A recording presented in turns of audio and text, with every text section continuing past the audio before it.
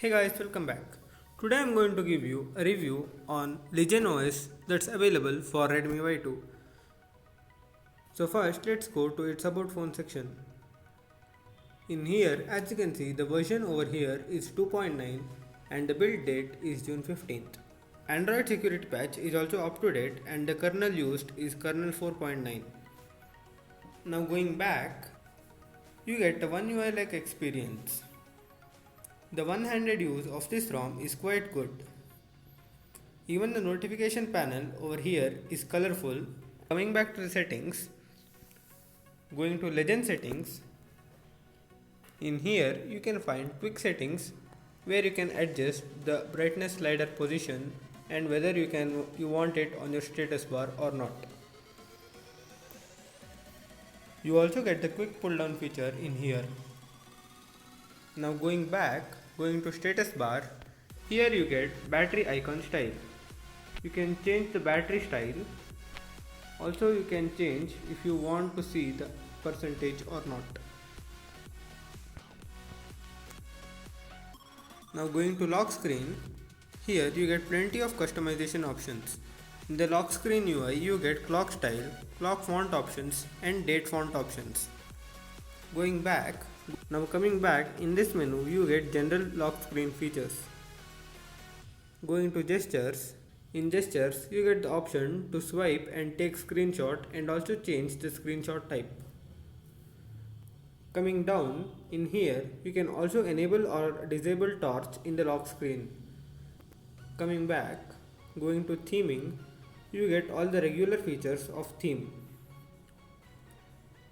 Going to buttons, in this menu the only feature that's useful is the music control, which you can control using your volume rockers. Now going back, going to power menu, here you can customize your power menu and also a special option is provided wherein you can enable filter.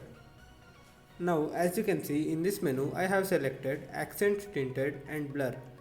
So if I enable the power menu, as you can see the accent color is applied and also it's blurred. So you can change it according to your preferences. Going to lock screen options, here you can disable the visibility of certain options. Going to navigation bar, you don't get anything interesting. Going back, going to animation, again you don't find anything interesting.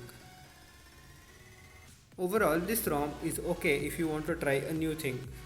Especially the ROM has so much rounded corners and it looks much attractive. The default camera provided in this ROM is Gcam. Now going back to the settings, speaking about the battery life, the battery life of this ROM is not good as it provides very less battery backup and it gives only up to 5 hours of screen on time. As you can see, the screen usage since full charge is only 2 hours and last full charge was done 8 hours ago. Now coming back, going to security, in here you get general features and there is no face unlock added. So if you want to install this ROM, you can download the file that's provided in the description and flash it using TWRP. There is no need to flash GApps as it's already included. So if you enjoyed the video, do like, share and subscribe for more updates.